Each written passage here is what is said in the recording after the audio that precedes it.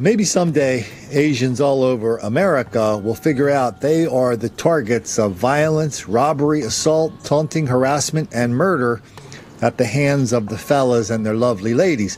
We've documented that here hundreds of times. Maybe that will happen someday. They'll wake up, they'll speak out. Not today. We begin tonight with an extraordinary interview with an African-American ex-con who admits he targeted Asians. That comes as the Asian community is reacting to a series of attacks that have stoked racial tension. But as our Mike Sugarman found out, these crimes may go beyond race. We seen them. We decided to just go out and get them, you know. We needed some money for another night at the hotel. But they were Asian. They were Asian, once again. 21-year-old Amanzi Emenike talks about robbing Asians like it was no big deal. During his teen years, it wasn't. We got busted for a hate crime due to the fact of when they linked us to the other robberies that, you know, eventually caught up to us, they were about 75 to 80% Asian. Anybody need a reminder of some of these cases nationwide where the fellas and lovely ladies are targeting Asians for violence, robbery, murder? Well, why don't we do a little magical mystery tour here, starting in Philadelphia. Police arrest man in string of robberies targeting Asian-owned businesses. Why don't we head out to San Francisco? Headline, dirty secret of black on Asian violence is out.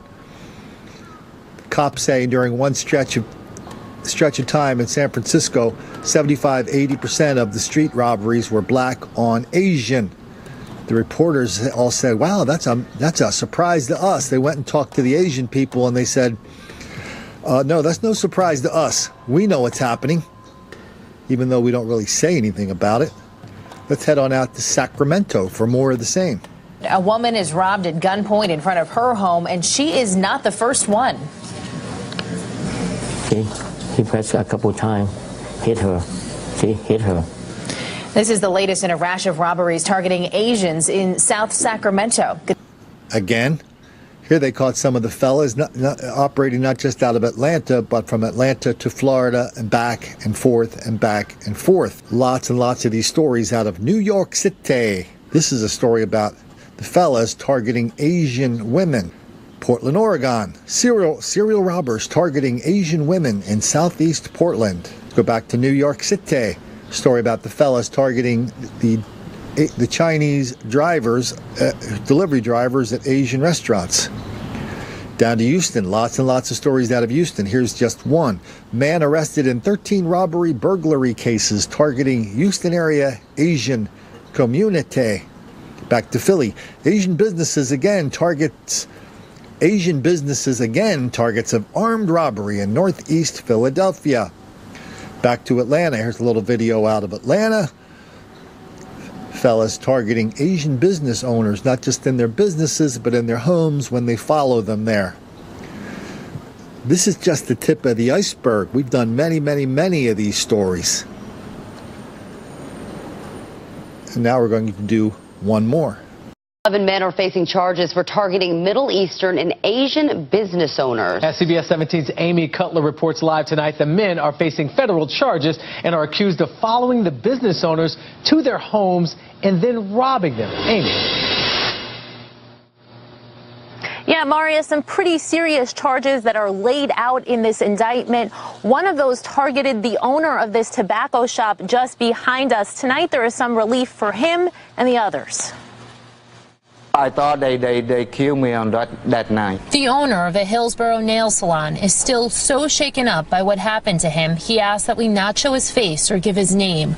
Court documents show these 11 suspects targeted Middle Eastern and Asian-owned business owners.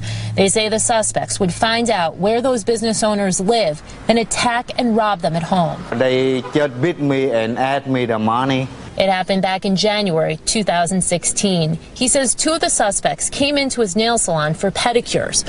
When they were going to pay, he tells me he saw one reach for a gun.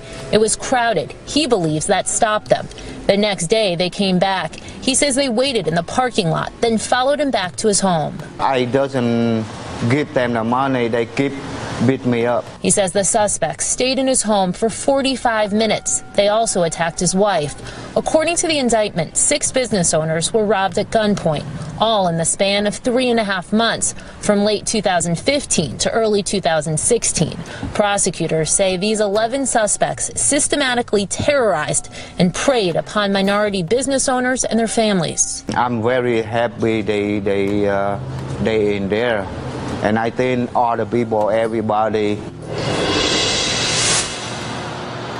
Now, these 11 suspects are facing a host of charges. If convicted on the most serious count, they could face up to 20 years behind bars. So how many of these do you need to see before somebody starts connecting the dots, before somebody says, hey, why are the fellas and lovely ladies targeting the Asians for robbery, assault, and murder, harassment? Oh yeah, don't forget the harassment. Please, sir, I want some more. What? Please, sir, I want some more. A lot of people would like to forget it. A lot of Asians would like to forget it. It's so terrible they think it just can never happen again. That's how bad it was. But they also know, because some of them are new to this country, because some of them don't speak English very well, they don't say that much about it. But they also know if they speak up and they talk about the patterns of violence, they know that's going to make a lot of black kids angry.